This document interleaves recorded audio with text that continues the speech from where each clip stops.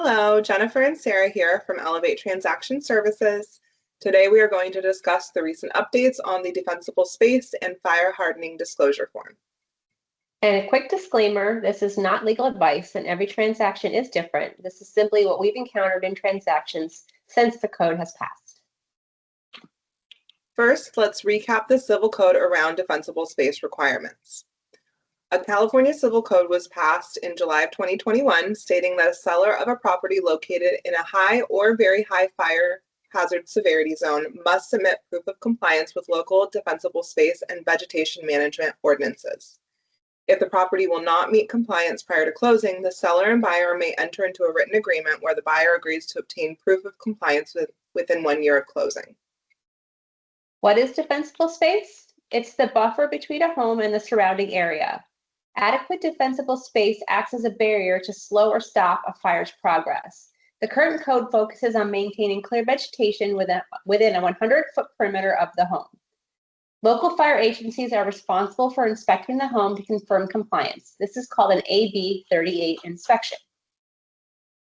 Now, how do you determine if the home is in a high or very high fire severity zone? There are two methods. The first is to check the fire hazard severity zone map on the CAL FIRE website. We will post a link to this on our website. The second is to check the Natural Hazard Disclosure Report. For easy reference, the receipt page will list all hazardous areas and whether or not the property lies within them. Each report also further details the AB 38 requirements, and most will provide a link to the local fire agency website to order an inspection if needed.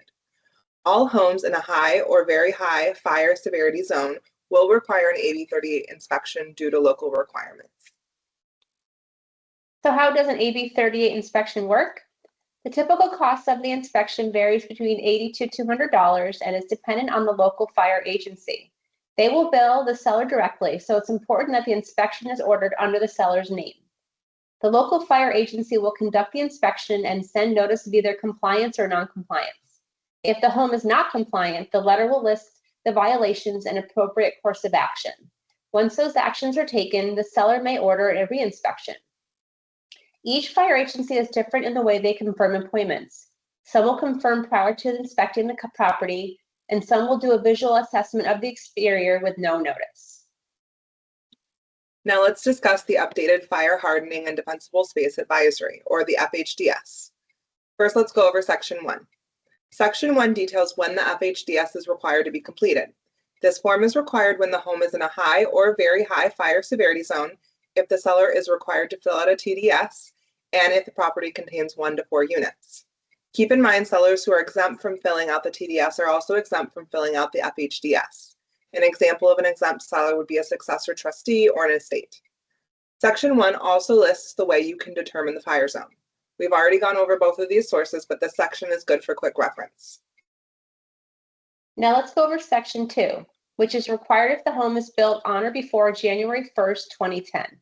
If the home is built after this date, you will check the box in the first line of number 2. If the home is built prior to the date specified, the seller will fill out Section 2B and 2C, detailing fire hardening vulnerabilities specific to the home and a list of low-cost retrofits that may or may not have been completed on the property. There are all conditions that may affect wildfire susceptibility.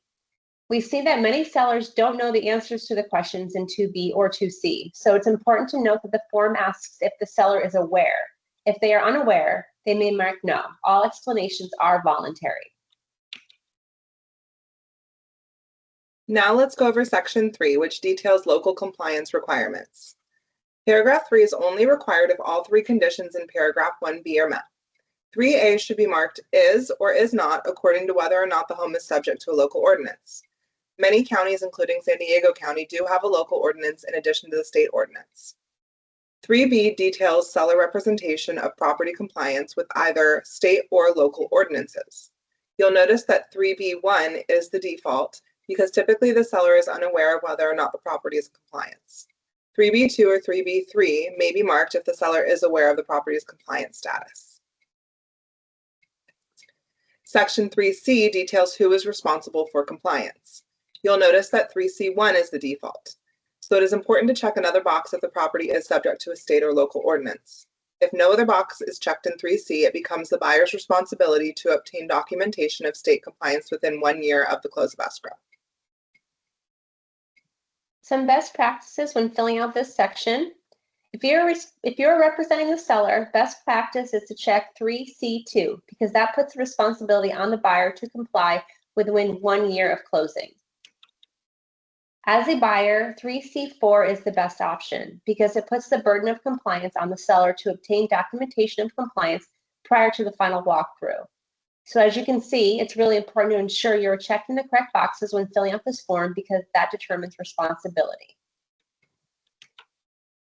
The last 2 pages of the FHDS is the decision tree, which is great for a quick reference of how to fill out the form correctly. When in doubt, use this page as a guideline. We hope you found this video helpful. If you have any follow-up questions, we are happy to answer them for you. Please reach out to us. All of our contact information is on our website at elevatetransactionservices.com, where we have also included some helpful links to CAL FIRE and the City of San Diego. Thank you.